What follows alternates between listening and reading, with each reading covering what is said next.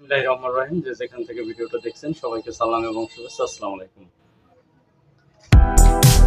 আজকের form fill up সম্পর্কিত একটি বিষয় আপনার জানা উচিত। যে বিষয়টা জানা উচিত সেই বিষয়টা নিয়ে আলোচনা করতেছি। আপনি ভিডিওটা পুরোপুরি দেখবেন, আশা করি আপনার উপকারে আসবে। আমরা প্রত্যেকেই যারা ঠিকাদারি করি অনলাইন ভিত্তিক যেহেতু টেন্ডারের ফর্ম ফিল আপ করতে হয় কারো না কারো দ্বারস্থ করি। এর ভিতর থেকে কিছু মানুষ আছে যারা কন্টিনিউ এই ব্যবসা হিসেবে নিয়েছে, এটাকে ফর্ম ফিল আপটা কি ব্যবসা হিসেবে করে।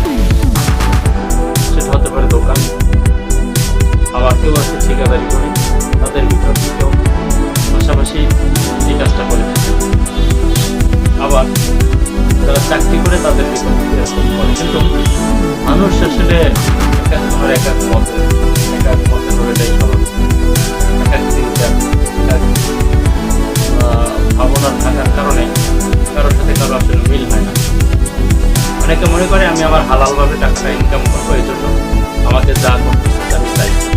আর কেউ মনে করছে কোনো মতো একজনের টাকা আমার কাছে আসলেই দিচ্ছে, তারপর ওর টাকাটা আমার এখানে কেউ হলেও বসাতে পারবে না, কেউ ওই টাকা নিতে পারবে না, সেটা আমি বুঝতে পারবো। তো এই কথা বলার কারণ পরিচিত কারণ আছে। আমার কাছে ইমেটিক্স এক ভাই আসছিল, উনি অনেক দূর থেকে আসছে, জার্নিটা করে নিজে আসছে আমার অফিসে আসছে। ফর্ম ফিল আপটা চলে আসছে। এখন ওনার বক্তব্য ছিল এমন, ভাই আমি একজনের কাছে ফর্ম ফিল আপ করি, কিন্তু ওই লোক ফর্মগুলো আমার মনে হয় না এখন পর্যন্ত পাইনি। কারণ আমি ওখান থেকে একটা কাজও পাইনি। আমি আমার বক্তব্য অনুযায়ী বলছি যে মানুষের এরকম কাম পারে না, কারণ যে টাকা নেই আপনার কাছ থেকে সে অবশ্যই আপনার ফর্মটা ফিল আপ করে দিচ্ছে। তো উনি আমাকে বললো, ভাই প্রমাণ হিসাবে আমি একটু যদি বলি যে আপনি ফর্ম ফিল আপ করা আছে, এগুলো আপনি দেখবেন যে আসলে কোন পর্যায়ে করছেন। ওর আগে আমি দিচ্ছি প্রায় আরো 5 থেকে 7 দিন আগে, এবং ফর্ম ফিল আপের যে টাকাটাও দিয়েছি, কাইন্ডলি একটু দেখেন। পরে দেখলাম একটা ফর্ম, ভাই একটা ফর্মে কিছু আংশিক ফর্ম ফিল আপ করছে, বাকি কাজগুলো হয়ে গেছে। তো এরপরে সময় নিতে নিতে আমি বললাম যে ভাই অবশ্যই উনি করবে, যেহেতু আপনার এই কাজটা করবে। তো উনি আমার কাছ থেকে শেখার পরে উনি ফর্মগুলো ফিল আপ করতে। তো ওনার কাছে একটা ডকুমেন্টসের ঘাটতি ছিল। চলি একটু পিছনে যাই।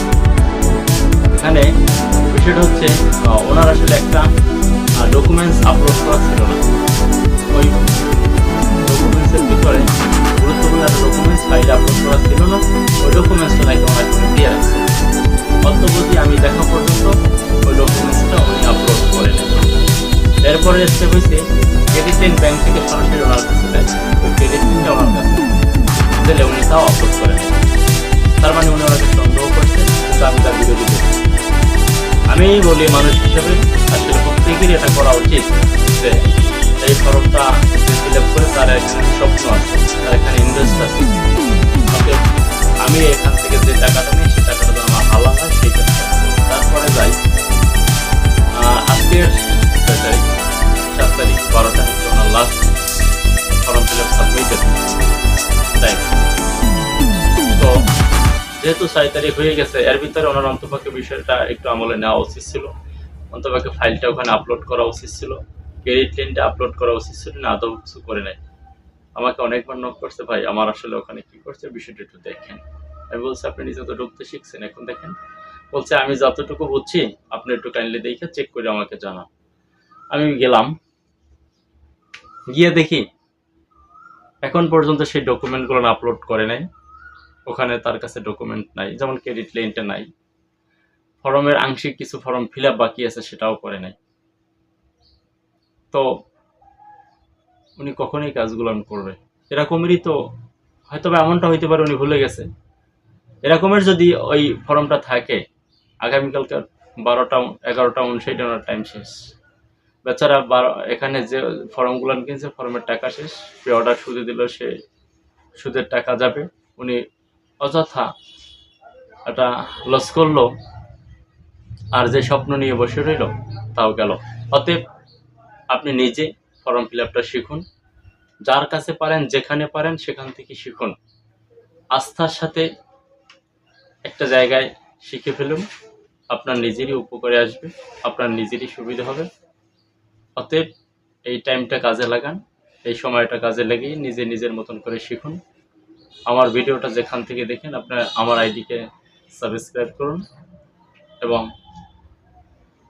দোয়া করুন যেন ভালো কোনো ভিডিও দিতে পারি, আপনার যাতে উপকারে আসে। ভালো থাকেন, আল্লাহ হাফেজ। আবার দেখা হবে অন্য কোনো ভিডিওতে।